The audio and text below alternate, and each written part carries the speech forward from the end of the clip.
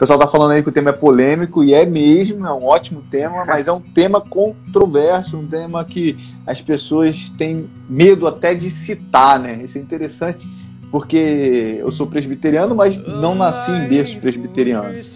E quando as pessoas hoje falam, por exemplo, da Anitta tá grávida, né? A Ana Eva tá chegando aí, quando a gente fala sobre batismo infantil, que a Ana Eva vai ser batizada, muita gente olha para nós meio torto, assim, né?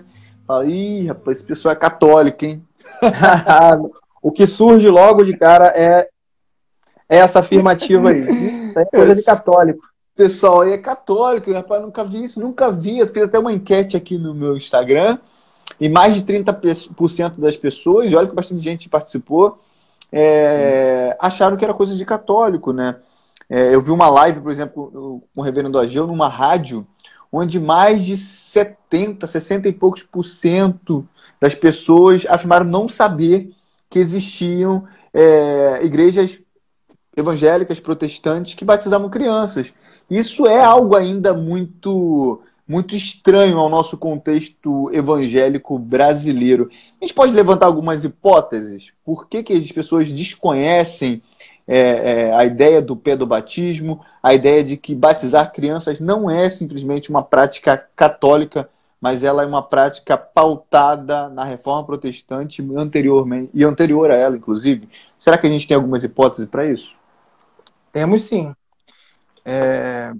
Assim, o que eu penso de imediato quando a gente fala sobre essa questão do pouco conhecimento que temos no meio cristão sobre o batismo infantil, me vem logo à mente a ideia do ensinamento dispensacionalista, né, do dispensacionalismo no Brasil, que é muito forte, né, muito forte.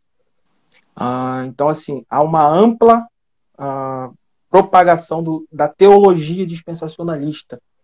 Isso não é algo que vem escrito, olha, eu estou propondo essa teologia. Não, isso vem de forma bem sorrateira, né? Bem devagarzinho, adentrando aí aos portões do cristianismo. Assim, só para os irmãos que estão nos acompanhando aqui, que não têm uma base sobre o que é o dispensacionalismo, o movimento dispensacionalista, ele teve início ali, né, ele surgiu com força em meados dos anos 1800. Tá? E o grande expoente, o principal expoente ali é um homem chamado John Nelson Darby.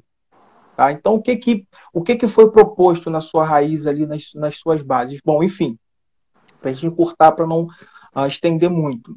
Os principais assuntos tratados, né, por esse homem em meados de 1800 era sobre a volta de Cristo, né, os assuntos que envolviam ali a volta de Cristo, banhado com um novo modelo de interpretação bíblica. Tá? Uma nova forma, um novo modelo de interpretar a Bíblia. Tá?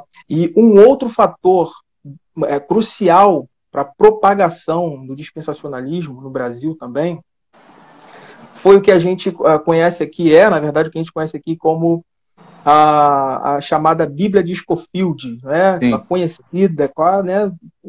Grande parte dos nossos irmãos tem uma Bíblia de referência de Scofield.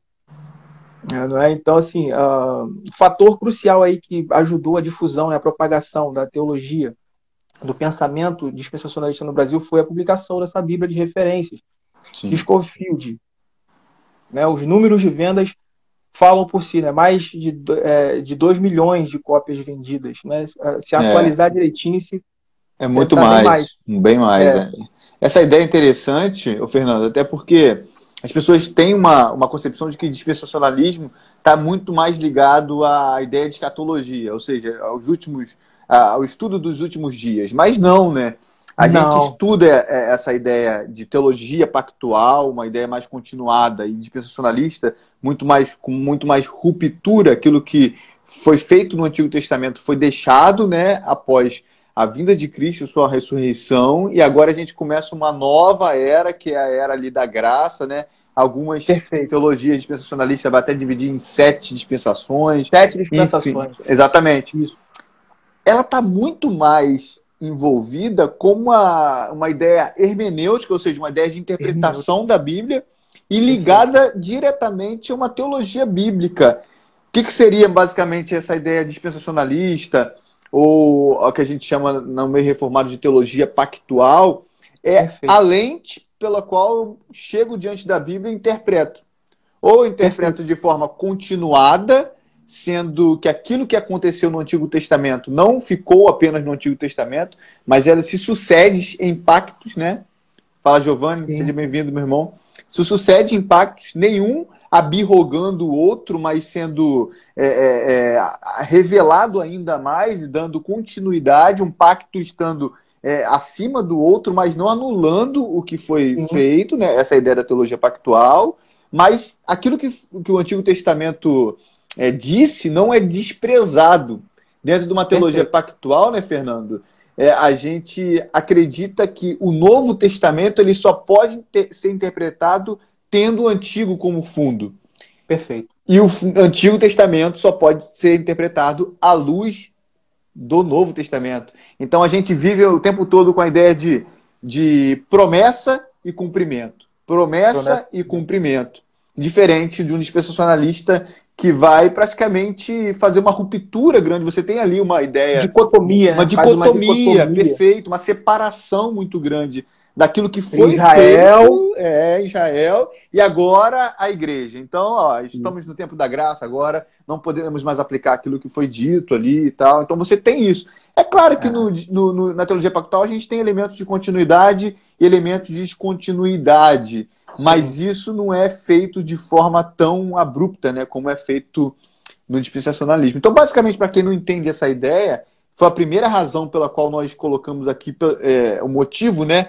Porque as pessoas não conhecem o pedobatismo, é essa ideia do dispensacionalismo muito presente no meio das nossas igrejas. Pensamos, Fernando, que a maioria das nossas igrejas são pentecostais, né? A gente tem um número muito... Você tem até uns dados aí, né? Que a gente tem... A maioria são de pentecostais, depois a gente tem os batistas, que também... A maioria, aqui, pelo menos no meio batista regular nosso aqui, ligado à Convenção Batista Brasileira, são também dispensacionalistas. Então a gente tem, numericamente, pessoas muito mais alinhadas ao dispensacionalismo, né? Sim. O que é mais alarmante nisso tudo, Michael, é que grande parte não sabem que são. Exatamente. Não sabem que são. Eles só repetem, eles replicam uma forma de hermenêutica. O ponto que você falou, ele é crucial aqui. É uma questão hermenêutica. Eu até deixei aqui, como uma colinha minha, isso está no escopo. Literalmente. Né? É uma questão hermenêutica. Não tem como. Não tem uma forma neutra de você olhar para as escrituras sem que você tenha um sistema hermenêutico por trás daquilo dali para fazer com que aquilo que você está lendo faça sentido para você. Então, o fator que julgo ser crucial nessa questão de desconhecimento da doutrina que a gente está tratando aqui, que é a questão no caso do pedobatismo, é esse filtro, é essa lente que a igreja moderna, né, a igreja atual tem lançado sobre esse assunto. E, assim, só complementando também, a teologia dispensacionalista ela faz essa dicotomia, como se Deus tivesse dois cronogramas, dois povos. O plano A com Israel, e isso ficou um pouco frustrado, Deus ficou um pouco frustrado com a sua administração na antiga aliança, na antiga dispensação. Então ele encerra o plano lá e ele inicia no Novo Testamento o plano B, não é? Com a chegada de Jesus e o nascimento da igreja no Novo Testamento. Ou seja, a igreja parte daí como uma coisa nova. Como se fosse algo que deu errado, agora preciso de alguém que aceite que o Messias foi rejeitado. E agora? O que vai acontecer com o Messias? Então tem igreja aqui, né? Tem igreja. Sim, agora vamos lá. Agora é como se Deus tivesse cometido ali, deixado algo passar e agora ele está tapando um erro que, na verdade, ele não deu muito certo lá atrás. Ele projetou algo que não deu muito certo e agora ele está resolvendo com a igreja. Quando, na verdade, não. A teologia pactual, ela une, ela liga. Se você for observar as escrituras assim, você vai ver uma linealidade, uma continuidade. O plano redentivo, o plano redentor vem desde lá de trás, crescendo, né? A aliança tomando essa forma, como você falou, ganhando esse corpo, se estabelecendo até que chegasse à plenitude, o tempo, né, onde tudo aquilo dali viria a uma conclusão, a um ponto definitivo. Tá? A revelação não foi dada de uma vez. Deus não colocou a aliança toda de uma vezada, né? Pum, tá aí. É o que a gente chama de revelação progressiva, né? Justamente. Nesse sentido aí, então, a gente pode observar a teologia pactual crescendo, ganhando essa forma, né? E a forma final, né? A forma final plena, completa, vem, né, no Novo Testamento. Fernando, um ponto interessante também, além dessa ideia da teologia dispensacionalista, né, muito atrelada à nossa cultura evangélica, principalmente brasileira, também o desconhecimento da história da igreja, né? As pessoas têm um desconhecimento, como tu fala assim, nossa, mas protestantes batizando crianças, como assim? Parece que é algo novo, né? Parece que o cara inventou isso agora. Mas se a gente for olhar, por exemplo, aquilo que a gente chama de reforma protestante, né? Nenhum reformador ele contestou a ideia de se batizar crianças. Calvino não fez isso. Lutero não fez isso. Zwinglio não fez isso. Ninguém fez, a não ser a reforma radical, que são os anabatistas, né? Mas é uma linha muito fora daquilo que a gente chama de reforma protestante, que é justamente a questão das indulgências, da justificação pela fé, a salvação pela graça, né? Então você tem aquilo que é resumido nos 5 solas, né, da reforma protestante. Os anabatistas não tinham essa pauta, né? A reforma era muito mais armada, muito mais radical, uma separação de Estado e Igreja. Você tinha muito isso mais aflorado. Mas quando a gente fala de teologia propriamente dita, nenhum reformador contestou isso. E não somente isso, que as igrejas também oriundas da reforma batizavam crianças, né? Tanto a igreja anglicana, a igreja reformada escocesa, a igreja luterana, a igreja reformada holandesa. Isso é interessante que as pessoas, muitos pentecostais, inclusive adeptos da teologia dispensacional, falam que são arminianos. Sim. Aí quando a gente estuda Armínio, vê que Armínio era aluno da escola, né, de Calvino, e era pertencente da igreja reformada holandesa. Sim. E ele era pedobatista. Pedobatista, bem assinado. Bem assinado. A ideia dele a controvérsia dele com Calvino era outra. Está muito mais envolvido a questão soteriológica. Mas não. Então, uma questão eclesiológica, né? Exatamente. Nunca foi contestado isso. Sim. Armínio era pedobatista, ele batizava crianças, com certeza morreu com essa convicção. Declaradamente, morreu com essa convicção. Então, até a reforma, esquece. Né? Anteriormente à reforma, muito menos, né, cara? Muito menos. Essa questão que você está falando, ela é crucial na nossa argumentação. Né? Porque nós temos um ponto de partida. Nós não caímos de paraquedas aqui em 2021. Pum! Vamos inventar uma igreja, vamos estabelecer uma fé. Se a gente fizer isso, a gente vai incorrer em diversos erros. Né? A gente tem uma herança. A gente partiu de um ponto. E normalmente as pessoas tentam atribuir isso ao Pentecoste. Só que aquilo dali não começa ali. A coisa começa lá atrás. O que os reformadores fizeram foi exatamente considerar a teologia bíblica. Foi analisar a questão toda dentro de uma teologia bíblica, fazendo uma hermenêutica completa, harmonizando os textos, não tirando um texto fora do seu contexto e tentando criar doutrinas, criar conceitos com textos isolados. Na maioria das vezes, aí, quando a gente tem problemas de doutrinas, de assuntos, né, que surgem no meio da igreja, é exatamente devido a essa forma de de olhar para as coisas.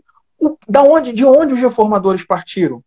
Eles partiram da Bíblia, de onde Deus estabeleceu a marca, né, que ia distinguir o seu povo dentre os outros povos da terra. Exatamente. Né? Então nós temos como base do batismo infantil, assim como os reformadores e assim como os pais da igreja, né, tiveram a base do batismo infantil, Gênesis 17. Exatamente. Nós temos a nossa base estabelecida ali. Então a nossa crença se baseia no fato de que Deus fez um pacto com Abraão. Nesse pacto ele inclui os seus filhos na aliança. Né? Isso é interessante porque você já vai entrar no pressuposto bíblico, porque o Giovanni fez uma pergunta muito interessante ali, perguntando, falando do porquê, né? Se existe um porquê. Existe, sim. A gente está indo pouco a pouco, destrinchando, né, fazendo os seus desdobramentos. A gente começou falando sobre o motivo pelo qual as pessoas desconhecem a ideia do pedobatismo, seja no Brasil, né, a gente está falando do nosso contexto brasileiro. Falamos um pouquinho aqui da ideia de como que isso é ligado à ideia da história da igreja, ou seja, mostramos que isso não é algo novo, muito pelo contrário, é algo oriundo da Reforma Protestante, não somente oriundo da Reforma Protestante, mas oriundo também da igreja primitiva. Isso é um ponto muito interessante. A era pós-apostólica sempre se batizou crianças, né? Então isso é um ponto que a gente está traçando, uma linha. E agora, como o Fernando está pontuando aí, a gente vai mostrar as bases, né, bíblicas do pedobatismo ligada à teologia pactual. E é por isso que ele foi lá para Gênesis 17, mostrando o pacto feito com Abraão. E ele vai falar aí que não foi feito somente com Abraão, mas foi feito com Abraão e com a sua descendência. Vai lá, Fernando. Perfeito, Michael. A ideia é exatamente essa. Uhum. Nós não inventamos doutrinas, nós não inventamos, né, uma teologia nova. Na verdade, isso é muito perigoso. É muito perigoso. Porque, como a gente estava dizendo, nós temos uma herança, nós partimos de um ponto, então nós temos que considerar, temos que conhecer isso. Né? Essa nossa herança cristã, bíblica, né, de onde nós partimos. Então, assim, a nossa crença ela se baseia totalmente no fato de Deus ter chamado Abraão, ter estabelecido soberanamente um pacto com ele, né, com Abraão. E nesse pacto, Deus inclui os seus filhos. Você pode ler o texto, por favor? Posso sim. O texto está lá em Gênesis, capítulo 17. Vou ler aqui para a gente. Uhum. Gênesis 17. Creio que do versículo 7 em diante a gente já tem a clareza, né, do que a gente está dizendo aqui. Tá? Gênesis 17, versículo 7 diz assim: estabelecerei a minha aliança entre mim e ti e a tua descendência no decurso das gerações, aliança perpétua para Esse é o ponto. Esse é o ponto. Tá? Esse é o ponto de onde se parte. Para ser o teu Deus e da tua descendência. Ele está incluindo não somente Abraão ali. E no final aqui, quando a gente tiver bem desenvolvido, bem essa questão, a gente vai ver a abrangência disso na nova aliança. Né? Essa inclusão onde as mulheres, as crianças passam a fazer parte disso aqui de uma forma mais clara, mais nítida. Né? Não que não esteja aqui, mas a gente vai crescer nisso aqui. Então, o ponto aqui é o seguinte: aliança perpétua. Aliança perpétua para ser o teu Deus e da tua descendência. Tá? Então, a gente consegue pular aqui, vamos dar um pulinho aqui para o versículo 9. Versículo 9 de Gênesis 17, ele diz assim: disse mais Deus a Abraão: guardarás a minha aliança, tu e a tua descendência no decurso das suas gerações. Opa! A gente tem um princípio. Quando a Bíblia ela repete, né, ela tem essa didática de repetição da mesma coisa, isso já foi dito lá em cima. É uma linguagem hebraica, né? Aí é paralelismo, tentando dar ênfase num ponto, né, mostrar, né, fortalecer aquela ideia. Então, mais uma vez, tu e a tua descendência no decurso das suas gerações. esta é a minha aliança. Então aqui Deus estabelece, né? Ele coloca os termos. Tá? Esta é a minha aliança, que guardareis entre mim e vós, mais uma vez, e a tua descendência. Uhum. Ele coloca como vai ser isso, então, né? Todo macho entre vós será circuncidado. Circuncidareis a carne do vosso prepúcio. Será isso por sinal de aliança entre mim e vós. O que tem 8 dias será circuncidado entre vós. O que a gente tem aí abaixo, né, são alguns termos dessa aliança, onde Deus ele vai colocando como deve ser, né, quem deve participar disso. Ele, né, no finalzinho do versículo 13 aí, ele diz assim: a minha aliança estará na vossa carne e será aliança perpétua. Perpétua. Então, qual é o ponto ali? Né? Qual é o ponto que a gente tem que afirmar e que somos persuadidos a crer? Né? Exatamente esse, que que a igreja cristã ela é a continuação da igreja do Antigo Testamento. Então, esses símbolos, tá? Esses rituais, eles tomam essas formas no Novo Testamento. A gente vai ter textos aí aonde nitidamente eu deixei aí na nossa conversa. Então, Fernando, Oi, só pode falar. um ponto que eu achei muito interessante aqui, ainda nesse chamado de Abraão, né, para ele e sua descendência, porque embora assim a salvação ela seja a vocação, né, o chamado seja do indivíduo, e o indivíduo aqui é Abraão, porém esse chamado ele não é feito para ser exercido de forma individual, é para ser feito com Abraão e a sua parentela, a sua descendência. Quando a gente pensa, por exemplo, voltando um pouquinho mais, no pacto de Noé ali, né?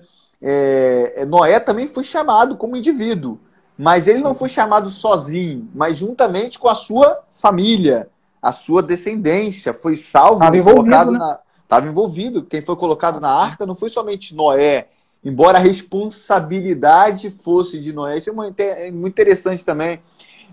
Porque a gente perdeu uma concepção de representatividade do patriarca, ou seja, daquele que é o chefe da casa.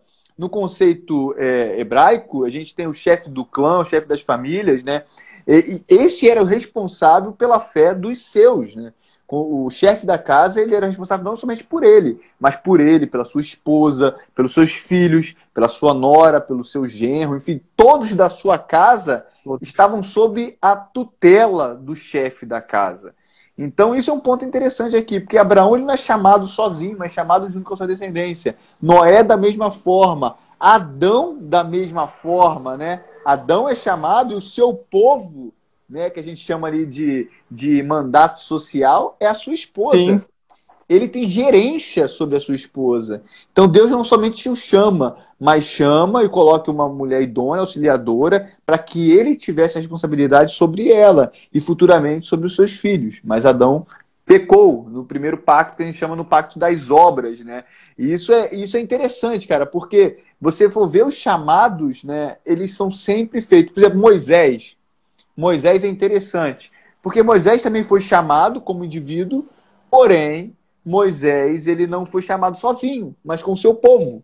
O seu povo foi retirado do Egito, né? O seu povo foi retirado do Egito para a terra prometida, a fim de prestar culto a Deus. Então você vê que o chamado ele é ao indivíduo, mas ele nunca é para ser exercido de forma sozinha, mas ele é no coletivo, na sua descendência, no seu povo. Tanto é que de Abraão seria feito o quê? Ele seria feito uma grande nação. Grande nação, né? Incluso.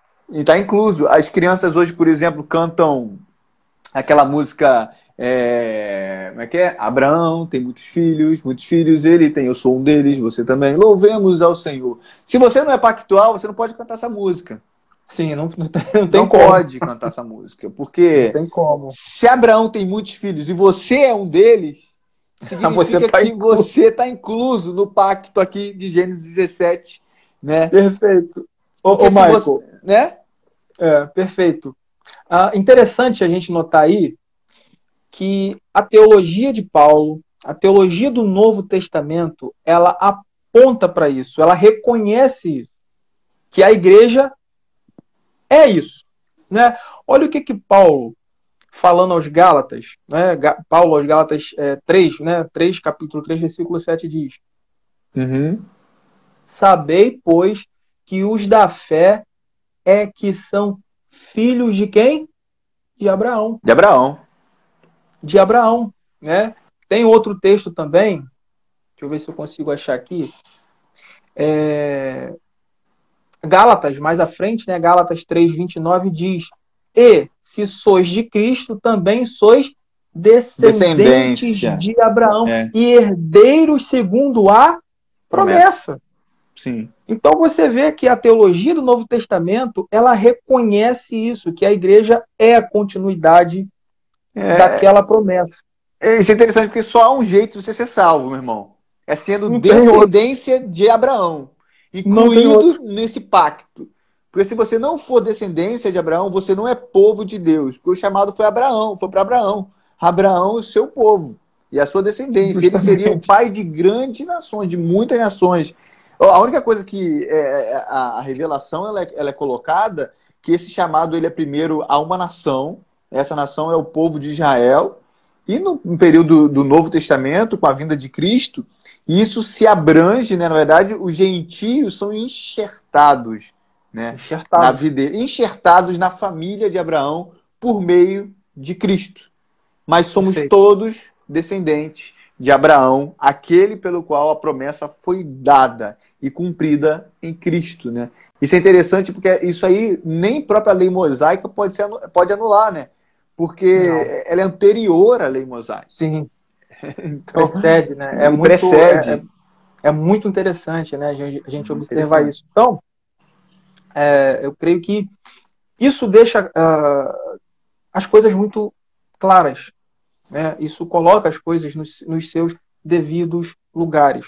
Então, Uhum. mais uma vez afirmando, né? Nós estamos persuadidos de que a igreja cristã, ela é a continuidade da igreja do Antigo Testamento. Então a gente sabe que os símbolos, eles tomam novas formas, eles assumem Exatamente. novas formas. O sábado, a gente sabe, né? Esse é outro assunto, né? Isso já é outro assunto. O sábado, ele tomou o lugar, né, no domingo. A Páscoa em ceia, tornou-se, né, ceia. Né? É, E a circuncisão em batismo. Os exatamente. crentes são chamados de filhos de Abraão, horas. Não tem para onde a gente correr. E se, Né?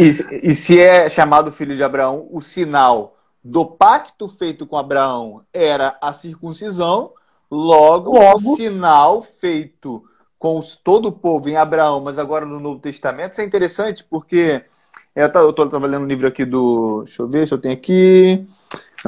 Eu acho que é esse aqui, ó. Filhos da Promessa. Depois eu vou indicar para vocês, né? Da cultura cristã do Bromley, né? Ele fala que essa mudança do sinal, ela se dá justamente porque a circuncisão, ela apontava o derramamento de sangue, ela apontava para Cristo, que derramaria o seu sim, sangue em prol do seu povo. Porém, agora esse sinal ele foi mudado, né, para a água no sentido de purificação. Antes, ela era o derramamento de sangue, ali é o corte, a retirada do prepúcio do órgão um sinal genital sangrento masculino, um mesmo, né? sinal sangrento que Que mostrava, apontava apontava que para tinha, Cristo. tinha Hoje uma que nós significado. já foi cumprido isso, não tem sentido a gente fazer aquilo que já foi feito de uma vez por todas. Não Mas a existe nenhum gente sangue olha para superior aquilo aí. que foi feito. Nenhum Existe, sangue. exato. Não existe Exatamente. nenhum sinal que aponte, né, que seja Uhum. superior ao de Cristo, né, Pode que é Cristo. a consumação, né, de todos os tipos, de tudo que lá atrás era um sinal, ela apontava para frente, apontava para ele. Então, Uhum. quando ele veio, ele cumpre tudo aquilo dali, qual é o sentido, então? Né? Então, o batismo, ele assume, na verdade, o que a circuncisão no Antigo Testamento representava. Então, nós precisamos ter isso bem claro, bem estabelecido em nossas mentes ao tratar desse assunto. Tá? Então, e um outro ponto agora, que talvez seja o nosso link, tá? O nosso link aqui de compreensão, porque nós vamos continuar trabalhando, ou tratando aqui. Quando a gente olha essa linearidade, essa continuidade, tá, do Antigo Testamento para o Novo, a gente não vai observar uma interrupção na ordem da administração da aliança. A gente não vai observar uma interrupção no Antigo Testamento, assim como não há no Novo Testamento, né, um novo modelo estabelecido, né, no sentido de dizer que está abolindo, que o povo agora não tem mais, não existe mais um aspecto em que o povo ele se apresente como o povo da aliança. Então a gente entende que isso passa. A gente entende que isso passa para o Novo Testamento. A gente passa para cá, não é? O que se entende, então, é que isso passa para o Novo Testamento por meio do batismo. Tá? E esse ritual é o que a gente chama de um ritual de iniciação dos crentes, né, e dos seus filhos na igreja visível. Tá? Então, a nossa fé, a nossa crença está estabelecida no pacto de Deus com Abraão e que isso é continuado, isso não tem uma ruptura ali. Uma ruptura. Você pontuou uma coisa agora interessante, porque você falou que a ideia ali do batismo é justamente o sinal, né, do pacto feito com os pais que creem, né, e isso se estende aos filhos, mas que isso significa que eles estão sendo incluídos como herdeiros da promessa, né, como filhos da promessa, na igreja. Esse é o ponto interessante. Porque quando a gente pensa num batismo católico, essa não é a ideia, né? A ideia está muito mais ligada a uma ideia de regeneração, né? Sim. Ou seja, se você não batizar o seu filho, ele simplesmente não vai ser salvo. Então você vai ter que seguir outros caminhos. Aí você tem a ideia como é que é? Do lugar para qual eles vão lá, o nome do... O limbo, é um limbo. Exatamente. É um lugar que eles não estão salvos nem nem condenados, né? Eles não estão salvos nem perdidos. Eles ficam ali. Aí os pais vão ter que fazer algumas coisas aqui para poder safar essas crianças. Tem uma questão muito mais de regeneração. É interessante que algumas morriam antes da idade do batismo, né? Eles desenterravam essas crianças para que essas crianças fossem batizadas, para que elas fosse concedida a graça da regeneração, né? Então essa ideia do batismo gerar salvação, ela é muito mais ligada à ideia do catolicismo romano. Na ideia protestante, na ideia reformada, não é isso. A gente está falando de um conceito muito mais ligado à inclusão, né, na família de Deus. Assim como a descendência de Abraão era o sinal desse pacto feito com Abraão, era a circuncisão, eles ali estavam sendo inseridos no povo de Israel. Ritual de iniciação, né? Ritual de iniciação. Isso é interessante porque quando a gente pensa num batismo de navio, não sei se você já percebeu isso, sou da Marinha, eu sei, tem um lance lá que eles quebram a champanhe, alguma coisa assim, e eles chamam de batismo. Significa o quê? Que aquele navio ele foi inserido na frota, né? Agora ele faz parte da frota. Faz parte da frota, faz parte... Ele é reconhecido. Reconhecido. Esse é o sinal, né? E é o sentido de sacramento justamente isso, né? É o sinal visível de uma graça invisível, né? Então esse ponto é fundamental. Quando um protestante batiza uma criança, não é no mesmo sentido que um católico batiza a sua criança. É totalmente distinto, o propósito totalmente distinto, né? As bases são totalmente distintas. Perfeito. Sem dúvidas, né? Nós cremos que o batismo ele é essa inserção da criança na família da aliança. Né? E nós nós entendemos isso como uma obediência a algo estabelecido por Deus ao seu povo. Então não tem como a gente escapar disso. Não tem como a gente escapar disso. Como você bem colocou aí também, a gente não entende o batismo infantil dentro desses termos católicos, né? Do termo católico romano. A gente não entende o batismo como esse lavar regenerador. Né? Impossível. Tá? Impossível. Nós não podemos entender o batismo, associar ele com o poder salvífico. Sim. Né? Ele não remove o pecado. O batismo ele não tem esse poder removedor de pecado. Nós ficamos, como você bem disse, com essa definição que os escolásticos desenvolveram, né? Que o batismo ele é esse sinal, né, visível de uma graça invisível. Ele é esse sinal que se remete, ele aponta para uma coisa significada. Ele não é a coisa.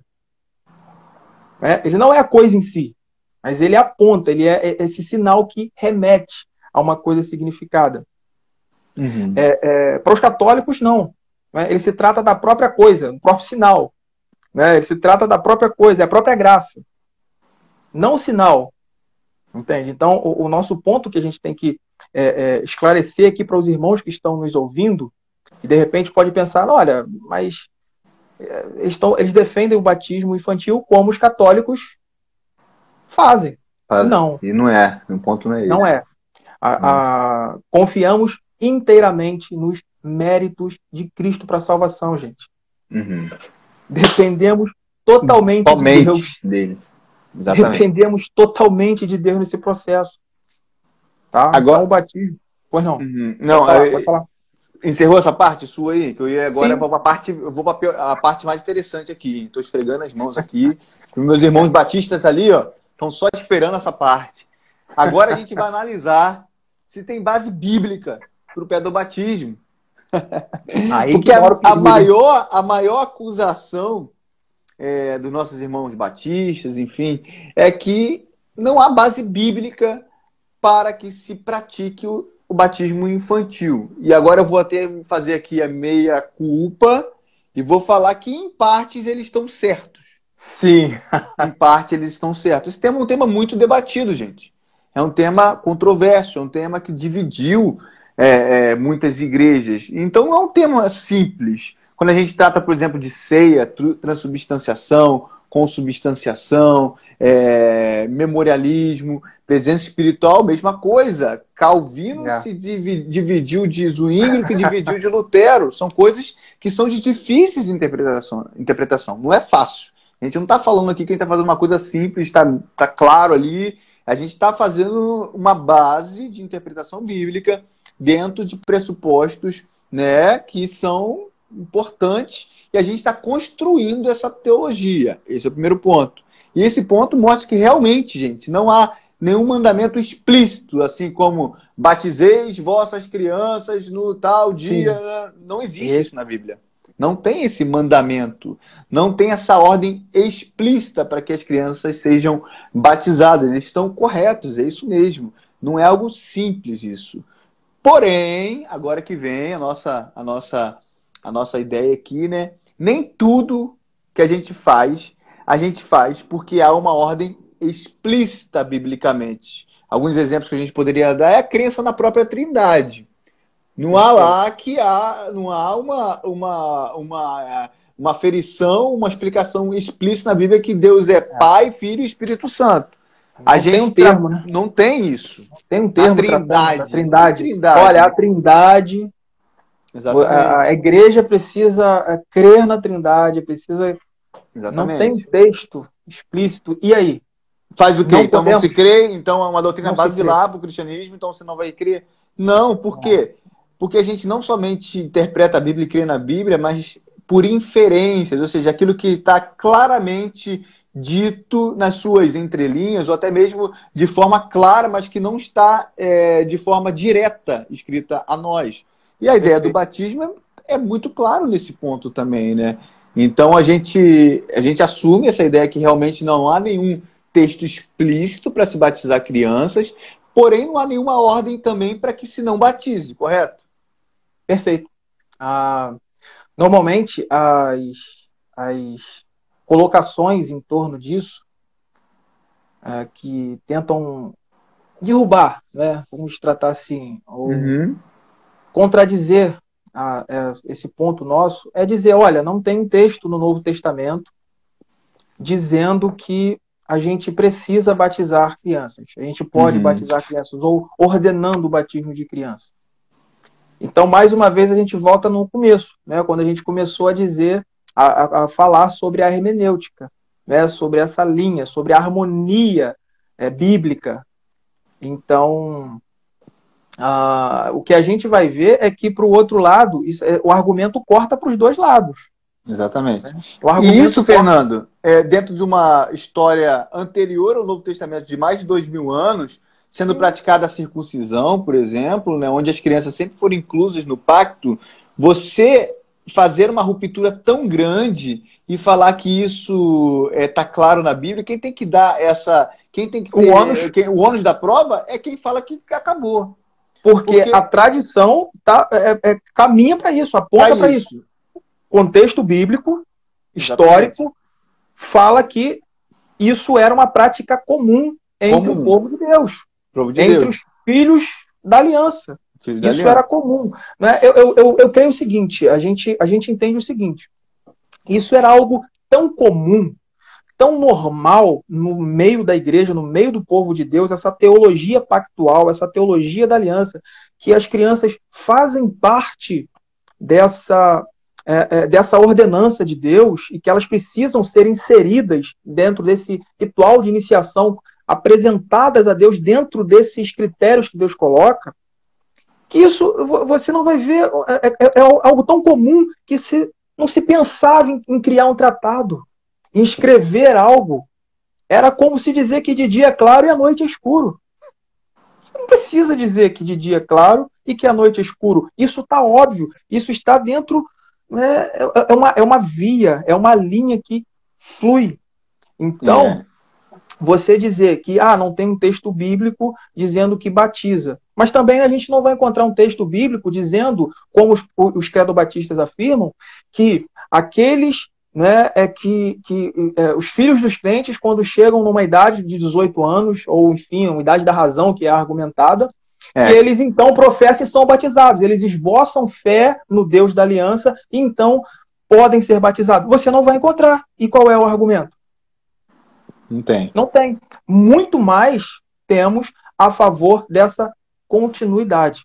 Até que se você pensar num judeu do primeiro século se tornando um cristão, seria muito estranho para ele batizar a sua família. A gente tem alguns cenários disso acontecendo no Novo Testamento, a gente vai citar alguns daqui a pouco, e ele não batizar os seus filhos, porque ele fazia isso quando era a circuncisão. Se isso fosse realmente... Se tivesse essa ruptura... Era muito provável que isso seria registrado no Novo Testamento. Era muito provável que isso aí fosse registrado como tudo bem que vocês fizeram isso até agora, mas agora não. Agora é só mediante crer. Você tem que esperar o seu filho crer, ter uma idade da razão. Essa idade da razão ninguém sabe qual é, né? Fica aí, inclusive muitos batistas, até pentecostais, batizam crianças com 9, 10 anos. Você não sabe se é a idade da razão ou não. Fica na dúvida, né? A idade da razão. Mas, enfim... Um ponto aqui, o Michael, que é interessante a gente olhar e observar dentro do texto bíblico, é como os apóstolos olhavam e entendiam isso. Você não vai escrever... Se isso fosse algo que tivesse que ser interrompido, que se fosse algo estranho aos apóstolos, certamente existiria um tratado acerca disso. Só que não há, muito pelo contrário.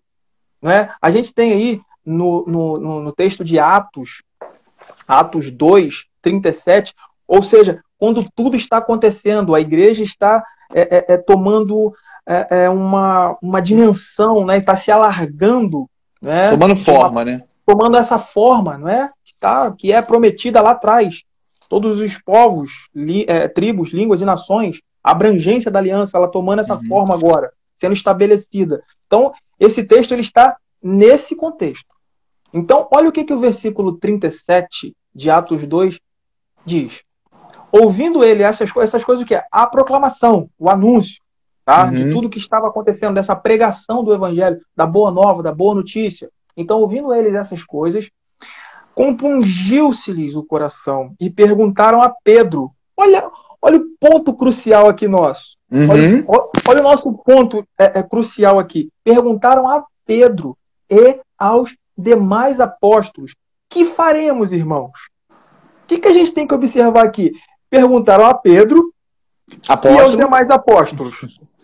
Ou seja, tem uma representação apostólica aqui, gente. Tem. Se fosse algo que tivesse em discordância, a voz de Pedro aqui, ao falar, ao responder, consequentemente, a voz, é a concordância de todos os outros.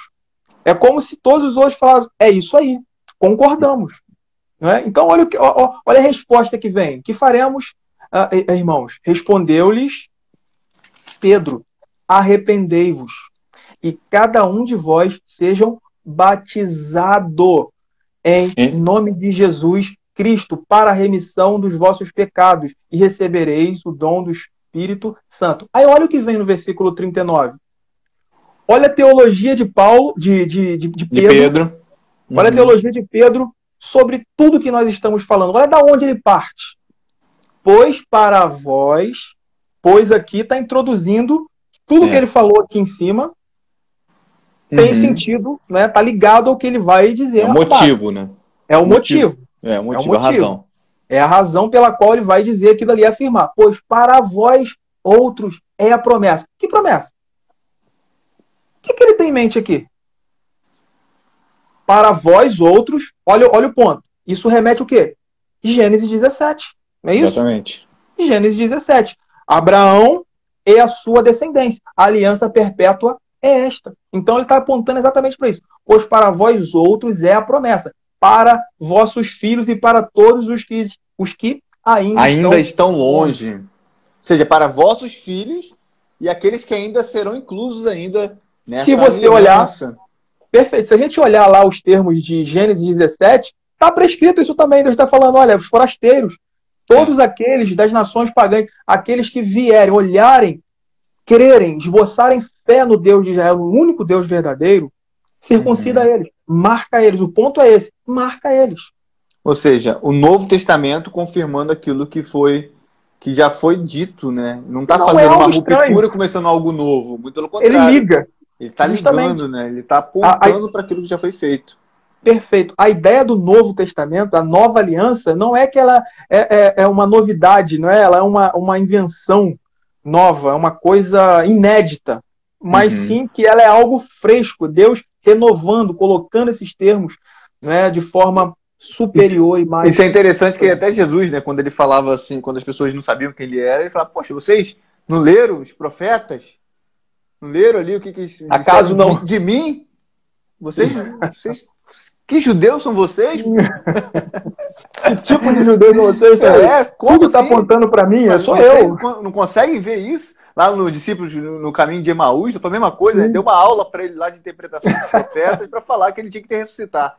Ou seja, está lá claro no Antigo Testamento. Jesus não faz essa ruptura, né? Ninguém faz, nem os apóstolos, mas hoje a gente quer fazer. Se a gente analisar alguns textos também, que aponta para alguns batismos também, alguns relatos de batismo em Atos, a gente pode dar uma olhadinha? Para a gente ter uma ideia como é que a ideia da família está ali inclusa dentro desses batismos, não somente pela fé de todos, né? Porque todos creram, mas pela fé daquele que creu, o chefe da casa, né? A gente esquece um pouquinho essa ideia de representatividade, né? Mas o chefe de família, ele é aquele que representa os seus. E no Novo Testamento a gente tem alguns casos que indicam isso, né? Que embora não esteja explicitamente colocado, né? Mas está muito bem subentendido ali em alguns casos de batismo, né? Tem alguns aí. A gente tem um texto, temos outros. Eu creio que o tempo aqui é curto, não permite a gente observar todos, mas todos eles estão inseridos nesse que eu vou colocar aqui, que eu acho que é um bem claro. Atos também, tá? Atos 16, 14. O 14 aí para frente a gente consegue ter a clareza disso. Só para a gente antecipar aqui e adiantar, diz assim, Atos 16, 14. Certa mulher chamada Lídia, da cidade de Tiatira, vendedora de púrpura, temente a Deus, nos escutava. O Senhor lhe abriu o coração para atender as coisas que Paulo dizia. É maravilhoso isso aqui, né? Isso aqui é maravilhoso. Isso a eleição aí. Isso aqui dá um sermão. Dá uma live. Isso aí dá outra live. Mais 1 hora de papo. Mas enfim. O Senhor lhe abriu o coração ali, né? Entendimento. Então, olha o que vem em seguida. Essa graça precedente, essa graça divina que precede a nossa iniciativa, né? O homem está morto. Né? Essa graça que antecede isso aí, vem ao homem da vida, regenera, traz essa questão homem à vida. Depois de ser... olha o que acontece. Atendeu, né, as coisas que o Paulo dizia. Depois de ser batizada, ela e toda a sua casa. Nos rogou dizendo: se julgais que eu sou fiel ao Senhor, entrai em minha casa e ficai aí. E nos constrangeu a isso. Vamos só observar uma questão aqui. Olha a informação precisa que o texto está dando para a gente aqui. Certa mulher chamada Lide, da cidade de Tiatira. Aí ele coloca uma informação muito, muito importante para a gente observar isso aqui. Vendedora de púrpura. Opa, é uma mulher, dentro do contexto judaico, que trabalhava. Vendedora de púrpura. Ela tinha uma profissão, digamos assim. Né? Ela tinha uma profissão. Isso era comum? Isso era algo ordinário? Isso aponta para a gente, dentro desse contexto todo, isso aponta para quê? Né? Provavelmente não tinha. Aí existem algumas colocações, né, que a gente trabalha aí. Ou ela iria, né, não tinha marido, ou não tinha filho grande, né, de idade, né, maior, que pudesse trabalhar, desenvolver, sustentar, ter um sustento próprio, né, e sustentá-la. Né? Então a gente trabalha essa ideia. Então ela estava trabalhando ou era viúva e manter os seus filhos. Sim. Isso dá a entender que ela tinha criança pequena.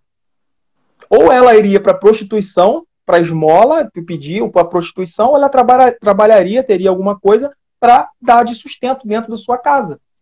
Então, quando Paulo fala que, olha, era vendedora de púrpura, temente a Deus, e uma mulher que nos escutava ali, fala, depois de ser batizada, ela e toda a sua casa. Né? Então, o forte apontamento aqui era para que tinha alguém ali na tutela dela. Né? Tinha alguém ali na tutela dela. Ela ocupava o papel de chefe da sua casa. Por mais que isso não fosse ordinário, porque seria um papel de um homem, mas ela, diante das circunstâncias, é aquela que ocupava esse papel de sustento da casa, ou seja, ela representava a sua casa diante de todos. Então, o fato da fé dela vai nortear a fé dos seus. A fé não é somente a dela, mas é dela e da sua descendência, né? Isso é interessante. O caso do carcereiro também, né? Em Atos 16:30, quando ele pergunta assim, né? O que devo fazer para ser salvo? Aí responderam-lhe: crê no Senhor Jesus e será salvo tu e a tua casa. Né? Aí lhe pregaram a palavra de Deus da sua casa e tal, e naquela mesma hora da noite, cuidando dele, lavou os vergões. A seguir foi ele batizado e todos os seus. Então são casos aqui que a gente vê. E quando a gente fala de será que não tinha criança ali? Será que não tinha criança? Era praticamente impossível não ter criança dentro do contexto judaico, um contexto de Novo Testamento aqui, onde as casas não eram casas hoje que só tem um homem e uma mulher e ninguém quer ter filhos, né? Sim, não é isso, é impossível isso. Então todos da sua casa foram batizados por causa da fé do chefe da família, né? Então isso é importantíssimo. A gente tem outros casos aqui que a gente poderia até citar, mas eu acho que esses são importantes aqui para a gente entender como que a fé representativa do chefe da casa era e a ideia aqui de serás salvos não significa que, batiza, você, por causa de você crer, vai ser salvo todo mundo. Não é isso. É, mais uma vez, o sinal visível de uma graça invisível. Significa que ali ele estava inserido num contexto, né? Isso é interessante porque a igreja ela se multiplica a partir do momento que nós temos filhos, porque a modo ordinário é que os nossos filhos, né, herdarão a fé dos seus pais.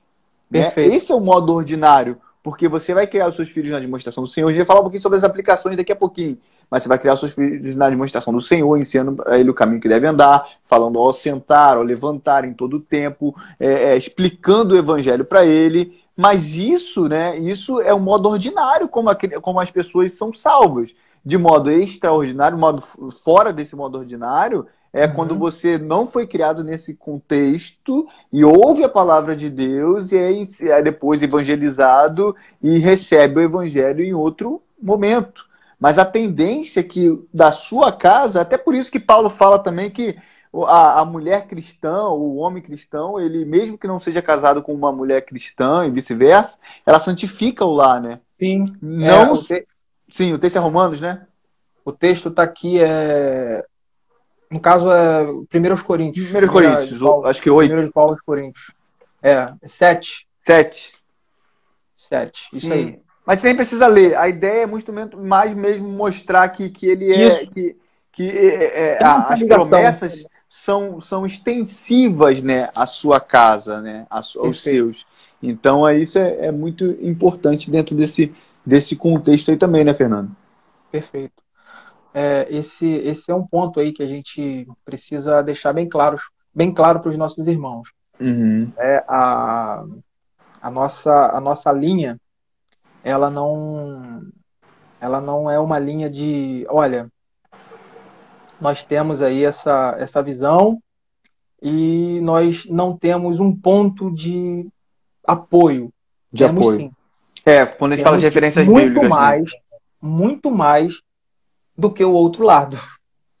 Quando a gente pensa, por exemplo, em Colossenses, quando a gente fala sobre a circuncisão dá lugar ao batismo. Esse texto é bem esclarecedor, né?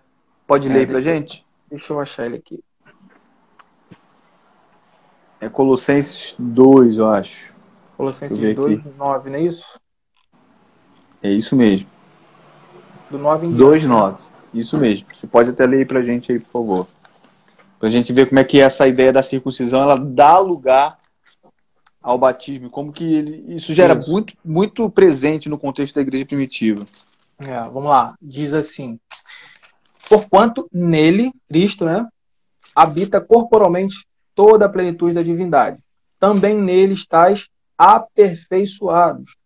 Ele é o cabeça de todo principado e potestade. Nele, aí versículo 11, é onde entra no nosso ponto aí, né? Nele também fostes circuncidados. É onde usa literalmente o termo, né? Porque alguns defendem, né, que não tem ligação, que o batismo não substitui a circuncisão. Né? Então, olha o que Paulo está dizendo aqui. Nele também fostes circuncidados, não por intermédio de mãos, mas no despojamento do corpo da carne, que é a circuncisão de Cristo. Que é o ponto nosso. É o ponto nosso. Que é o ponto nosso. E ele segue aqui: tendo sido sepultados juntamente com ele no batismo. Olha a associação. Olha a associação. Clara, a ligação aqui. Qual é a ligação? Qual era o ponto da circuncisão no Antigo Testamento? Era meramente uma marca, aquela marca representava então que agora marcou, está salvo, está tudo resolvido. Não, o Senhor vai crescendo, vai mostrando a questão do que é a circuncisão. Ele vai falar mais à frente, Deuteronômio, outros textos, como Jeremias, para frente, dizendo: olha, vocês têm que circuncidar o coração de vocês. É uma questão de obediência, de sujeição aos termos da aliança. Então, o ponto aqui é exatamente ligar isso. E quando diz aqui no versículo, mais uma vez, versículo 11, nele também fostes circuncidados, não por intermédio de mãos, mas no despojamento do corpo da carne, que é a circuncisão de Cristo. É onde Cristo representa, cumprindo tudo, toda a justiça, cumprindo toda a demanda, tendo sido sepultado juntamente com ele no batismo, no qual igualmente foi ressuscitado mediante a fé no poder de Deus que o ressuscitou dentre os mortos. Quer um texto mais claro? Não tem, né? É um texto que faz uma associação, uma ligação mais nítida.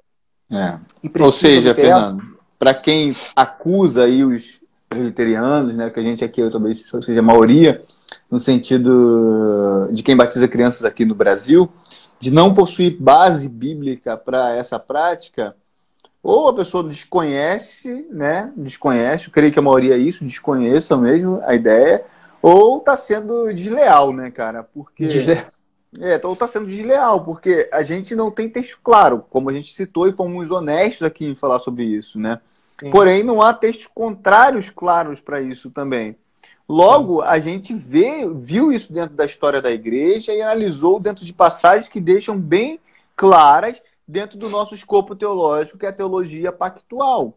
Então, a gente tem uma base teológica muito sólida para sustentar isso, essa continuidade da promessa feita a Abraão, né, a nós hoje. E nós somos um único povo de Deus, é o povo de Abraão. Embora o povo da aliança, né? Povo da aliança. O povo, embora nós gentios, enxertados na videira, nós fazemos parte de um só povo, o povo de Deus. Não existe essa coisa que hoje nós somos salvos pela graça, antigamente foram salvos pelas obras. Isso não existe, isso está totalmente equivocado. A gente é um só povo. Deus só tem um plano de salvação. E esse plano de salvação contempla o tempo todo Cristo Jesus na cruz do Calvário. Então, toda essa promessa ela foi dada, né, desde Abraão, ali, na verdade, desde Adão, ali na Gênesis 3, no proto-evangelho, né, e cumprida quando chegou a plenitude dos tempos. E hoje nós olhamos para aquilo que foi realizado, né? Em teologia a gente chama de visão retrospectiva. E aquilo que foi antes apontava para aquilo que seria realizado, hoje nós vemos aquilo que já foi realizado. E o sinal disso é o batismo. O batismo não somente de nós que cremos, né? De uma certa forma a gente crê, a gente precisa crer para que seja batizado, mas não somente de nós, mas de toda a nossa parentela, todos aqueles que estão diante do nosso cuidado. Esse é o ponto aqui. A gente tem muita base bíblica para sustentar isso, e base sólida, tá, gente? Base sólida. Consistente. Base consistente, né? E isso é um ponto aqui para a gente encerrar esse ponto e para algumas aplicações aqui interessantes sobre por que nós devemos batizar os nossos filhos, né? Por exemplo, Giovanni, meu amigo, perguntou sobre se há alguma diferença entre apresentar e batizar. Muita diferença, né? Primeiro, não há nenhuma uma forma explícita de apresentação que não seja o batismo, né? Teve uma pessoa que perguntou, acho que foi a Silvana, falou do exemplo de Jesus, mas Jesus foi circuncidado, né? Ao 8º dia. Então, sim, a gente vê muito bem que isso, ele não deixou de ser circuncidado. O batismo dele não foi para remissão de pecados, porque Jesus não tinha pecado. Não tinha pecado. Então, se você fala assim, não, cumprindo é o que ele mesmo fala ali, né? Exatamente. João olha para ele, não. Eu preciso ser batizado? Eu preciso ser batizado e tu vens a mim? O que Jesus responde? Deixa por enquanto, convém cumprir toda a justiça. Toda a justiça. Então, como nosso representante legal diante de Deus, estava cumprindo. Se era requerido que nós passássemos pelos ritos batismais, ele passa.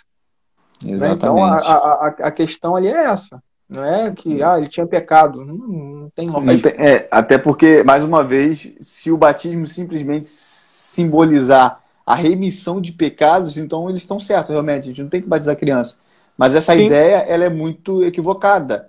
A ideia do batismo, ela simboliza a inclusão, né? O iniciamento, a iniciação.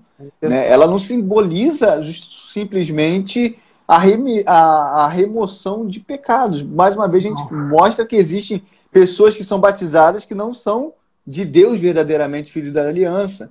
Sim. Assim como existiam judeus, né, que não eram israelitas, né? Embora fosse ali circuncidado ao 8º dia.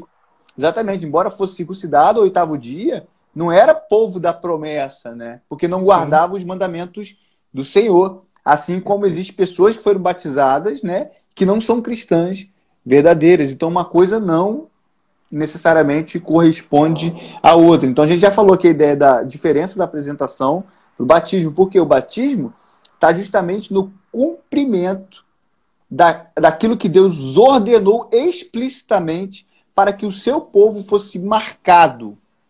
marcado, separado, como filhos da promessa. E o sinal dessa marca, dessa aliança, era a circuncisão. E hoje é o batismo. Por isso que são coisas totalmente distintas. Eu não posso inventar uma coisa da minha cabeça e achar que isso está correto. Eu apresento.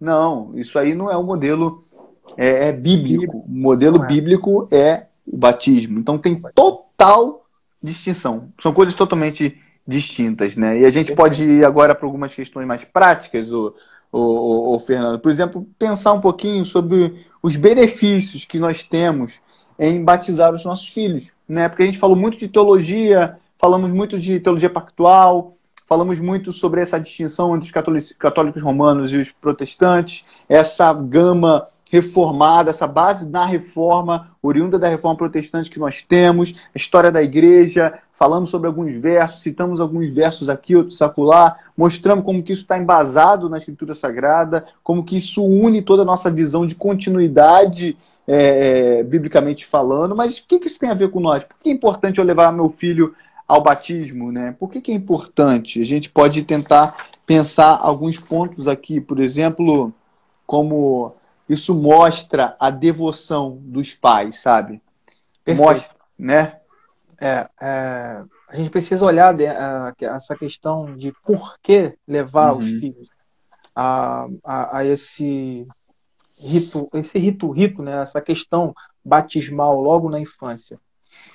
Primeiro porque a gente já abordou que ele assume, né, o sinal que Deus requer do seu povo, né, na antiga e na nova aliança. Ele assume.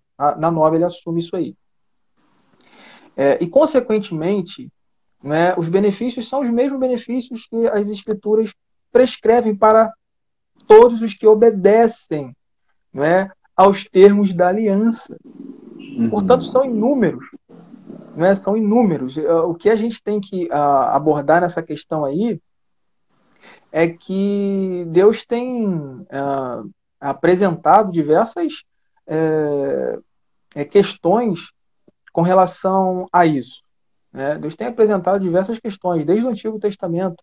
Né? Você poder criar o seu filho dentro dessa perspectiva, você ser criado à luz da aliança, né? O temor do Senhor, né? Em observar, em caminhar, em crescer em obediência ao Senhor, em santidade, em santificação, observando, né, a sua vida, os pontos aonde nós estamos falhos, né, dentro dos termos da aliança. Então, quando a gente olha lá para Deuteronômio, a gente vai ver, né, os dois lados da aliança, né? O lado da obediência e o lado da desobediência. Exatamente. Então, tem implicações aí, tem um texto muito interessante aí, né, que vem mostrando para a gente tudo isso aí. Eu creio que não dá tempo de a gente abordar, né, essas questões desses textos aqui, mas Deuteronômio, né, 6, versículo 7 em diante, a gente vai ver ali o estabelecimento dessa questão. Né? Os pais precisam observar os termos da aliança. Primeira coisa, que acho que foi um ponto que a gente não tocou muito, né? Gente, não é requerido fé da criança. Olha, ela precisa chegar a uma idade que ela tenha um senso, que ela olha, que ela observe, ela esboce fé. Não, 8 dias. Esse é o ponto. Então, isso cabe à responsabilidade dos pais olhar para o que Deus estabeleceu e obedecer, fazer cumprir. Isso acarreta em diversas questões benéficas ao seu povo. A inserção da criança na igreja de Deus, no corpo, né? Isso tem diversas implicações. Né? E tem alguns irmãos que vão dizer, não, mas e o que vocês fazem com aquele texto de Marcos 16:16? O que vocês vão fazer com aquele texto? Olha, vamos lá rapidinho, dá tempo, Maicon? Dá sim, rapidinho. Né? O que crê e for batizado, né, será salvo. Eu acho que se a gente não falar disso aqui, eu acho que a gente vai deixar... O que crê e for batizado será salvo, mas o que não crê Então a criança está condenada, né? A criança está condenada. Como é que funciona isso? Está escrito, né? Quem crer e for batizado será salvo. Quem, porém, não crer Está será condenado, é condenado. condenado. Qual é a sentença? Qual é o conceito que se cria aqui? Quem crer e for batizado será salvo. Então fala, opa, peraí. O que vocês disseram aí está muito bonito até esse texto. Só que vocês têm um problema com a hermenêutica desse texto aqui. Qual é? O texto fala que tem que crer. Crer. Uma criança não tem condições de crer, porque ela não tem a razão lógica da sua fé. Ela não vai falar, eu vou crer. Eu creio em Jesus para minha salvação. Não vai esboçar uma razão. Tá, aí eu pergunto, como fica a instituição de Deus da circuncisão no Antigo Testamento? Porque ele não falou. Olha, espera a criança chegar à idade da razão, que é o natural ali, né? 16, 12 anos. 13 anos. 14, por aí. Vamos lá. Não, Deus fala assim, 8 dias, marca ela. Circuncida. Traga ela e marca. Né? Então, eles colocam assim, quem crer e for batizado, então a criança não pode ser batizada porque tem que esperar. Tá? Aonde está o texto? Aonde está o texto que afirma isso? Como a gente disse no início. Né? Um texto que se extrai do seu contexto, tira do seu contexto e cria conceitos falsos. Vamos lidar com o restante aqui. Quem crer e for batizado será salvo. Quem não crer, porém, será condenado. Então a pessoa que está dizendo isso, ao mesmo tempo está dizendo que a criança que não crê está condenada. Está condenada, porque ela não crê, né? E como é que funciona isso? A coisa fica bem bagunçada nessa questão aqui. Bagunçada. Né? Exatamente. Fica bem bagunçada. Então, assim, qual é o propósito? Pois não. Não, pode falar. Não, agora tá contigo a bola. Não, qual é o propósito aqui? É a gente entender justamente o contexto disso aqui. Né? O contexto disso aqui. O texto está sendo Paulo, né? Já vai em Paulo, né? Já fala aqui. Tudo é Paulo, aqui tudo é Paulo. Enfim, Marcos. O texto Marcos. Teoricamente Paulo. Tem Paulo aí no meio, né? Tem Paulo aí também. Tem Paulo aí. Mas, enfim, o contexto aqui é de evangelização, é de expansão do cristianismo, né? De fazer. Então, é óbvio que aqui não está abordando a questão específica de crianças. Ele está abordando nessa expansão. Vão por todo mundo, preguem o evangelho, anunciem as boas novas, chamem ao arrependimento. Esses que creem, batizem eles. E esses que vieram de fora, que os seus filhos sejam batizados. O ponto é a gente entender essa linearidade.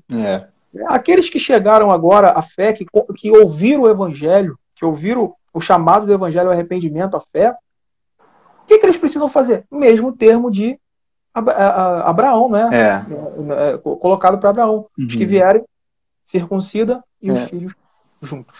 A pergunta do Roosevelt é muito boa, né? Os pais que não creem os pais que não crentes podem ser. Uma criança com pais não crentes pode ser batizada de maneira nenhuma. Porque é exigido, né, a fé dos pais para que essa criança seja batizada. A mesma coisa se você tivesse pais gentios, né, não judeus, circuncidando os seus filhos. Não tinha sentido. É uma anomalia, né? Uma anomalia. Sentido. Então, o primeiro critério é que os pais. Porque é exigido crer, mas não da criança, mas daqueles responsáveis legais por ela, né? A ideia da responsabilidade que são dos seus pais, né? Então isso é fundamental. Por exemplo, quando a gente está falando aqui de algumas aplicações, o Brian Shaper aqui fala uma ideia muito interessante aqui. Ele fala assim, sobre os pais, né? O batismo de uma criança é o primeiro testemunho público dos pais de que confiarão em Deus e o seguirão na criação do seu filho. Como ato de devoção, o batismo encaminha a família na estrada da bênção que Deus promete aos que andam nos seus preceitos. Ou seja, isso mostra muito da confiança que os pais têm em Deus, não somente no levar o seu filho ao batismo, mas em confiar que o Senhor conduzirá todo o processo até a conversão do seu filho, né? Até a profissão de fé do seu filho. Então você vê que é um estabelecimento de uma confiança inequívoca no Senhor, né? Isso é um ponto importante. Há benefícios também, o Fernando, para a igreja, né? Porque ele cita aqui, os irmãos na fé têm um exemplo encorajador de obediência daqueles pais e são lembrados pela água do batismo que somente a graça de Deus pode lavar o pecado dessa criança e prepará-la para o céu, né? Aí ele fala aqui ainda mais sobre os pais, diante da igreja, né, a qual eles fazem os votos de criar sua criança na disciplina de uma instrução do Senhor. Responsabilidade é simplesmente uma disposição de aceitar, não é simplesmente uma disposição dos pais de aceitar conselhos e correção dos outros quando as coisas dão errado, mas um desejo humilde e alegre de receber os recursos espirituais da igreja que irão ajudar uma criança a crescer em caráter cristão. Ou seja, há uma ação mútua ali, né? Os pais confiando em Deus, né? Perfeito. Mas sendo auxiliados pelo corpo, que é a igreja. Então a responsabilidade ali, você vê que a fé dos pais também, né, edifica a igreja pelo exemplo, mas também no encorajamento diário em criar essa criança nos caminhos do Senhor. Quando a gente vê aqui no nosso manual de culto, aqui, ó, manual de culto presbiteriano, quando os pais apresentam seus filhos conduzem seus filhos ao batismo, né? Das promessas aqui que os pais fazem, né? Tem várias, né? Uma promessa basicamente trinitária, mas ao final aqui, no primeiro modelo, fala assim: prometem ler a Bíblia com ele e trazê-lo à igreja com assiduidade, ensiná-lo desde a mais tenra idade a respeitar o culto divino e a participar dele. Ou seja, Maravilha, você vê que tem uma responsabilidade aqui dos pais em não somente conduzi-los ao batismo, porque tem gente que só leva ao batismo, leva para a igreja e está tudo certo. Criei na demonstração do Senhor. Ó, fiz a minha parte. Negativo. As promessas que os pais fazem requer responsabilidades. E uma dessas responsabilidades está aqui, né? Ensiná-lo a ler a Bíblia, sabe? Alfabetizá-los para lerem a Bíblia, né? Levá-los à igreja com assiduidade, com frequência. Ensiná-lo desde a mais jovem idade, a idade mais tenra idade, a respeitar o culto divino. Aí você vê, né? Ensinando a respeitar o culto divino. E muitos pais hoje querem tirar os filhos dos cultos. Sim. Né? Como é que você vai ensinar seu filho a respeitar o culto se ele não está no culto? Não tem Ou como. você dá um celular lá para ele, bota ele para distrair lá. Você dá coisas para distraírem os filhos. Isso é algo bem, bem triste. Esse ponto que você está falando, ele se encontra muito harmonicamente ao que o texto de Deuteronômio 6:7 diz, né? Tu as inculcarás a teus filhos, e delas falarás, né? Assentado em tua casa e andando pelo caminho, e ao deitar-te e ao levantar-te, né? Também a trarás como sinal na tua mão. Ou seja, todos os atos, né? Todos os atos da vida cristã precisa apontar para essa obediência à aliança, ao povo de Deus, né, inserido dentro da família de Deus, que tem um objetivo. Não é um fim em si mesmo, né, mas é um fim para a glória de Deus. Fantástico. Que, como o catecismo diz, né, fim supremo, principal do homem é glorificar a Deus e gozá-lo para sempre, né, alegrar-se nele para sempre. Exatamente. Então, quando a gente cumpre os requerimentos da aliança e traz os filhos a essa obediência, nós estamos inculcando neles para que eles façam mesmo. Né? Exatamente. O ponto da aliança é exatamente esse.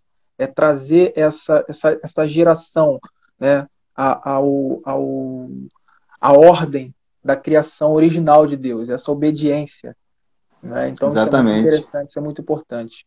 Ou seja, o batismo é uma bênção não somente para os pais, né? Requer devoção dos pais, isso, confiança em Cristo, né? Na sua promessa, né? No cumprimento dessa promessa. É uma bênção para a igreja, que é edificada através desse exemplo, e a igreja se multiplicando, mas é principalmente uma bênção para as próprias crianças. O Brian Shapp fala aqui, ó, que a devoção dos pais que apresentam os seus filhos para o batismo coloca cada criança em uma posição privilegiada. Privilegiada tanto para ouvir quanto para entender as verdades do Evangelho. Gente, não há maior privilégio para o seu filho do que ser conduzido ao batismo, receber a marca de que ele é um filho da promessa, um filho da aliança, e que ele vai ser ensinado em conformidade às verdades da Sagrada Escritura. Isso é fundamental, ou seja, é uma bênção para elas também. Sim. E ordinariamente, essa criança, numa idade de maturidade, vai professar a sua fé publicamente, confessando justamente tudo aquilo que ele aprendeu desde a sua mais tenra infância. Não é algo simplesmente mágico. Chega uma idade, ele vai ali, ponto, e professor fé. Não, é tudo aquilo que ele ouviu, tudo aquilo que ele aprendeu, tudo aquilo que ele viveu, tudo aquilo que ele foi ensinado a prestar culto e a respeitar o culto, a entender família, os irmãos, a igreja, a importância disso, a olhar o mundo com a ótica do evangelho. Ou seja, gente, é uma bênção para a própria criança. Então, a gente aqui, já encerrando essa live que a gente seguiu muito, né?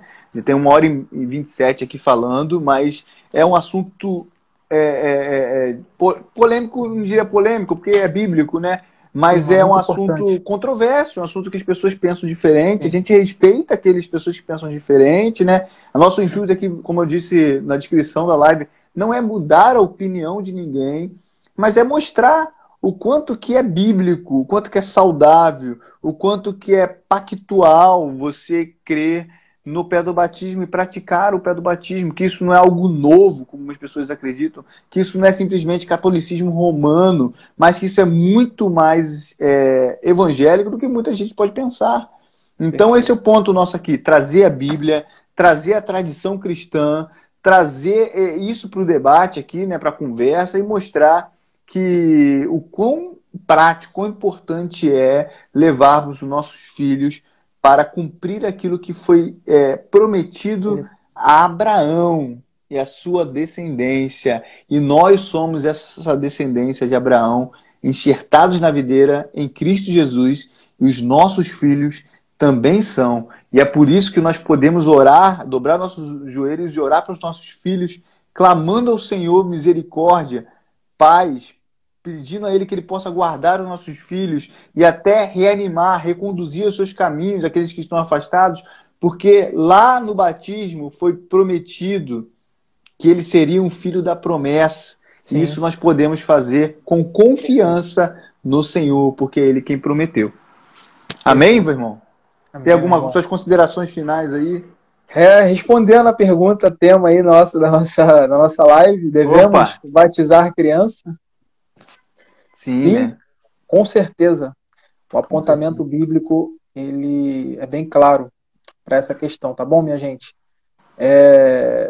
Foi um prazer participar aqui, Maicon, com você aqui, com os irmãos. Tá? Um prazer poder falar de um assunto tão importante, né, no momento atual da igreja. Tá? Esboço aqui a minha alegria, a minha satisfação de estar aqui abordando um assunto tão relevante quanto esse. Eu que agradeço. Eu que agradeço você aí por compartilhar o seu conhecimento, né? Para quem não sabe, o Fernando era batista, virou crente, agora é presbiteriano. Quer dizer, ele... Não chegamos aí. Um cara que compreendeu ali as bases, né? Então, defende hoje o pé do batismo com muita convicção, né? Eu conversei com algumas pessoas também, né? Com o Diego Venâncio também, que era batista, agora é presbiteriano, pessoas que entenderam bem essa ideia aí, mas a nossa ideia aqui é muito conversar, né? É mostrar as bases e tentar entender isso à luz da palavra de Deus, para a glória de Deus, sem querer tumultuar com ninguém. Enfim, esse é o ponto também, Custódio. Rapidinho, você me perdoa. Sim, claro, meu amigo. Esse é um ponto, né? A gente tem que sempre ter isso em nossa mente. Nós não estamos aqui para brigar com ninguém, ganhar no grito, dizer que os nossos irmãos que pensam diferentes de nós, nesse ponto, eles de forma, né, eles não têm a fé verdadeira em Cristo Jesus. Nós Não não é estamos, isso. o nosso ponto aqui não é agredir os nossos irmãos, mas é mostrar, por meio de uma exposição linear, né, uma exposição contínua das Escrituras, que o maior apontamento é esse. Né? Tem Exatamente. irmãos que têm dificuldade em entender isso. Mas, irmãos, o maior apontamento está inclinado a isso. Tá? É. A Escritura ela tem o maior fluxo de apontamento para isso. Então, assim, que haja mais um interesse da igreja atual em estudar, em pesquisar sobre o assunto. Né? E É. em outras oportunidades a gente pode, né, acrescentar questões aqui, alargar mais esse assunto, né, trazer mais Trazer a ideia da aspersão, a imersão também, que é uma ideia importante dentro desse expressão. contexto, né? Então, Que para mim é algo um pouco mais secundário nesse ponto, é, né? Um pouco mais secundário, a ideia do pé do batismo é muito mais crucial, né? sim, Mas a ideia da aspersão e imersão é muito mais circunstancial, no meu ver. Mas a gente pode trazer isso também a alguma outra hora. Mas a ideia, como a gente falou aqui, né, chamar um de herege, nada disso, até porque isso não, é um nada disso. ponto periférico em algum ponto, embora seja muito importante, Muito importante. ele não é crucial para a salvação, né? Dogmático, né, dentro da... Exatamente. Mas é importante a gente conhecer, conversar bem sobre isso, para ver suas implicações, até para que a gente possa decidir por um lado, né? No sentido de que, como isso não é muito debatido, a gente tem muitos cristãos, inclusive de igrejas presbiterianas, que não querem batizar seus filhos. Isso aí para mim é um absurdo. Tem dificuldade com essa doutrina. Tem dificuldade. Então, a pessoa está numa igreja presbiteriana, confessional, né, que pratica o pedobatismo, mas a pessoa não quer batizar os seus filhos. Eu tenho um pouco de dificuldade com isso. Tem essa resistência, né? Essa resistência. Então, a ideia é falar um pouco mais sobre isso e mostrar como que Deus se agrada quando os nossos filhos são levados para a inclusão deles na família da aliança, sendo revestido por um sinal visível, que era a circuncisão, hoje é o batismo. Então, você que gostou dessa live, aí, muito obrigado a todos vocês. Compartilhe esse conteúdo, a gente vai voltar por aqui falando sobre outras coisas, o Fernando vai voltar por aqui também, e vai ser muito legal para que a gente possa dar continuidade, prosseguimento, não somente teologando, falando de teologia desconexa com a vida, mas mostrando o quanto que a teologia impacta profundamente no nosso modo de viver. A gente vive por aquilo que a gente crê. Se a gente crê errado, a gente vive errado. Então, compartilha essa live, compartilha com a galera aí, dá o Instagram do Música Fé Teologia, da Academia Reformada, vai ter coisa bacana pra gente. Fernandão, muito obrigado, Deus abençoe, boa noite para todos, bom sábado, depois bom domingo do Senhor, um abraço a todos, muito obrigado. Essa live vai ficar salva aqui. Valeu! Um abraço!